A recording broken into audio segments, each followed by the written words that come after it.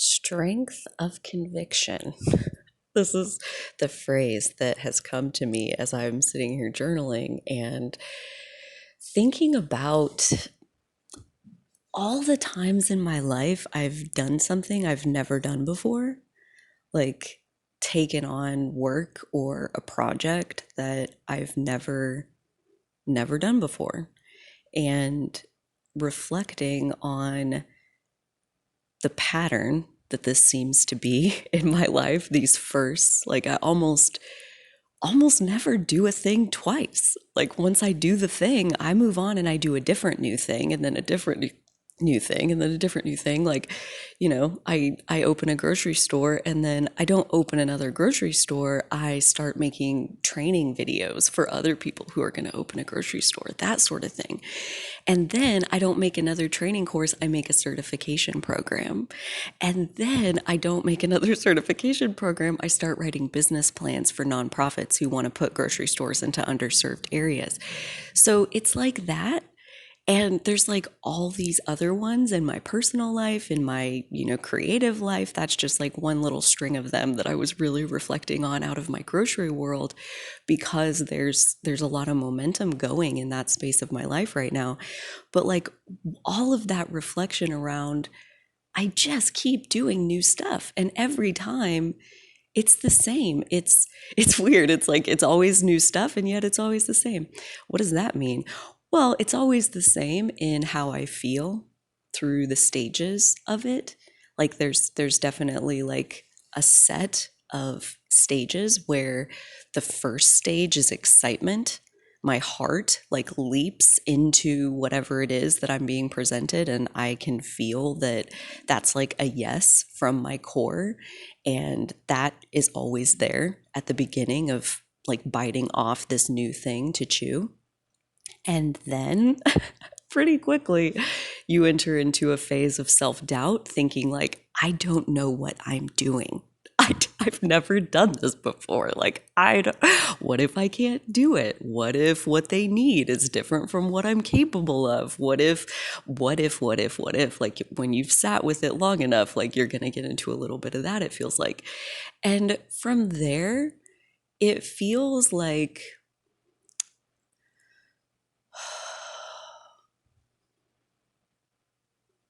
a very practical, pragmatic viewpoint of making anything, any creation is a set of steps, one and then the next, and then the next, and then the next. And when you apply that formula, when you say, like, okay, I can't do a year's worth of work, I can't open a grocery store in one step, but I can open a Word document. I can open up a blank page and I can write business plan at the top of it. And I can see if, like, I have a couple ideas in my head, I could probably write those down. And you just start putting one foot in front of the other, and you walk towards the thing that your heart said yes to. And in my experience, it's like that heart saying yes part was very important to getting me through that next stage where, like, there is self-doubt, there is like, who do you think you are to do this? You've never done this before. Like, who do you think you are to open a grocery store? Like, what do you know about running a grocery store? Well, nothing, but I'm pretty sure if I keep putting one foot in front of the other, eventually a couple of these steps is going to be how to learn how to run a grocery store. So that process of heart saying yes, and then using that as like a well of resilience to move through any of the uphill parts of the journey, because Lord knows that's just inevitable, that there's going to be some parts that are fun and exhilarating and oh my gosh. And then there's also going to be the other side of the coin, which I might propose is the real reason we're finding ourselves in the process anyway. But that's coming face to face with your own limitations. Like, when you do the same thing over and over and over again, you may get really, really good at it, like you're mastering that thing, but you also like kind of carve out a rut within yourself as far as you no longer have to face your own limitation. You erase all limitation by mastering this one thing.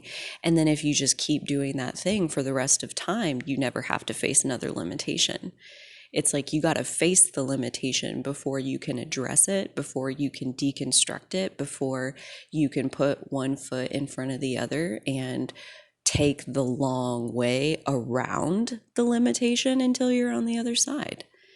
And that's where I feel like my specialty, this is the piece that emerged out of the journaling. My specialty is creating stuff that's never existed before. So there's very little, if any, recipe to follow. I'm very good at making up the recipe as I go along. And it's crazy to me how I'm 34, almost 34 and a half, and do adults tell their half ages? I feel like I keep track of my halves, but whatever. Um, yeah, that I'm 34 and a half and only just now realizing this is my specialty. This ability to create on a blank slate. This is my specialty. And I've done 34 years worth of exploration on this planet, and I didn't know that yet. I didn't know that before like right now, this morning, as I'm like starting to record this. And that realization feels like kind of going all the way back to the beginning of the strength of conviction and like how beautiful it is to know what you believe from like running stuff through your own system, from viewing somebody else's thoughts, or viewing, like, kind of what sparked this a little bit was I had a random curiosity to go see like a picture of the emotional vibrational scale. And so I just Googled that emotional vibrational scale and went to the images tab, and there's lots, lots of different versions. And as I was looking at them, there were several that had emotions in positions where I just instantly was like, really? I would not say that. I would put that one way higher above this one, this one, this one.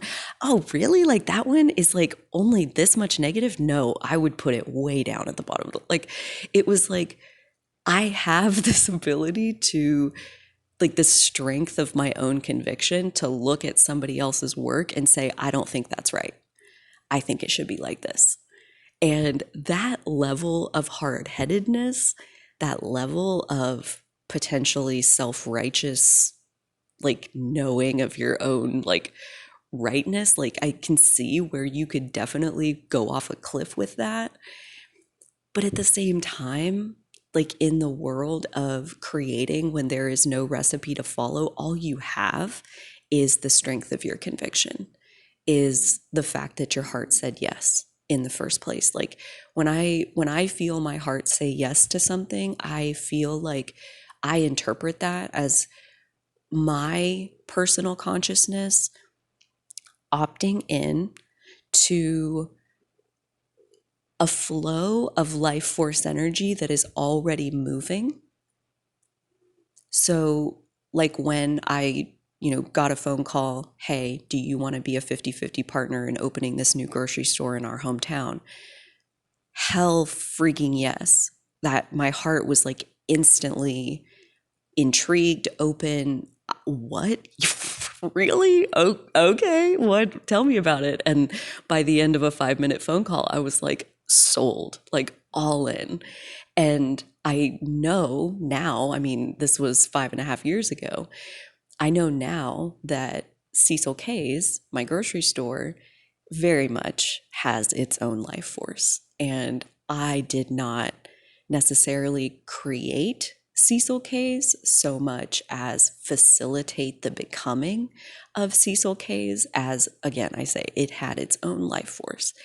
And same for all of these other projects that have come after that, where I do the next new thing and the next new thing and the next new thing. I see that as these things intend to exist. And there is a relationship where I am going to create because that's who I am. I really, really love, dang it, the quote said, we need art. We need to create art like we need to breathe oxygen. Like that's the purpose of art to humans.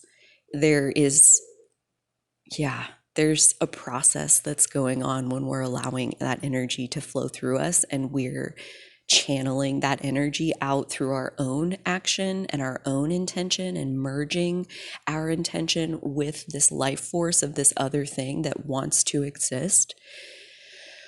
Oh, the alchemy of that combination is enough to carry you all the way to the finish line. And that's not to say that there aren't going to be uphill pieces or pieces where there is no rule book. Like running a grocery store at the very beginning of the pandemic panic, where food hoarding was happening and the grocery stores were being completely cleaned out, the warehouses were being completely cleaned out. Do you set limits on stuff, or do you let people take everything you have? One person, like with a cart full of $1,200 worth of groceries, like, do you ration? Do you implement rationing? We haven't had rationing in the United States like since the Great Depression, pretty much. And I implemented rationing in my grocery store at the beginning of the pandemic. I did not allow food hoarding in most of the categories as far as like the staple items, especially perishable stuff, where there is no rule book. There was nobody to tell me what's the right answer, what's the wrong answer. All I had was the strength of my conviction that said, while it might be a business owner's dream for a rush on food to happen, like, of course, like you want skyrocketing demand for your product. Like, who doesn't? But at the same time, I knew that I'm still going to be standing there after the shelf is empty, and I'm going to have to talk to all the people who show up after that who need the product that used to be there. And I'm going to have to explain to them why the shelf is currently empty. And so, because I knew I would have to live with that, the strength of my conviction says I'm going to make that conversation, which is inevitable, as easy on myself as I possibly can be. And to do that, I need to be able to look that person in the eye and tell them I did everything I could to make sure that there's food on the shelf when customers come to get food. And one of the best examples of this was toilet paper. The toilet paper was just gone in one day, March 12th, 2020. It was a Thursday. I remember it vividly. They started coming around 10 o'clock in the morning, and by about 6 p.m., our toilet paper section was completely empty. Like I said, the warehouse was quickly emptied out right behind that. And so then we would go days, if not a week at a time, not having a single roll of toilet paper in the store. And how many people do you think I had to come talk to face to face, where they've been out of toilet paper for days? They've driven to multiple stores. Some of these people lived over an hour away, and we were just a stop along their route to see if we had any toilet paper. Like, those are the kinds of people that I knew were coming. And so every time we got toilet paper in those first few months, we cut open, we obviously used like sterile procedure, but like we cut open all the packs of toilet paper and we repackaged them into a pack of 2. And you could only get 1 2-pack at a time per customer, because we got to share. We have to share. If there's going to be enough for everybody, we're going to have to share.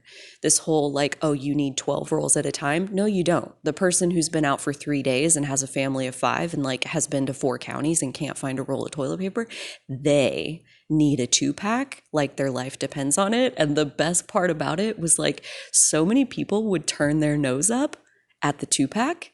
Like, oh, no, that's not even worth it. And I'm like, oh, see, this is the difference between the life and the experience and the shoes that we walk in on this planet. I'm like, that's a person who, 1, hasn't run out of toilet paper yet, and 2, they haven't lived without it for days on end, and 3, they've never had to talk to person after person after person who does not have access to toilet paper. What I would call at this point like a basic necessity. And rationing toilet paper, nobody told me to do that. Nobody told me that that was the right answer. All I knew was that if I have to face these people who can't wipe their butts, I'm going to need to know in my heart of hearts that I've done everything that I can possibly do for them.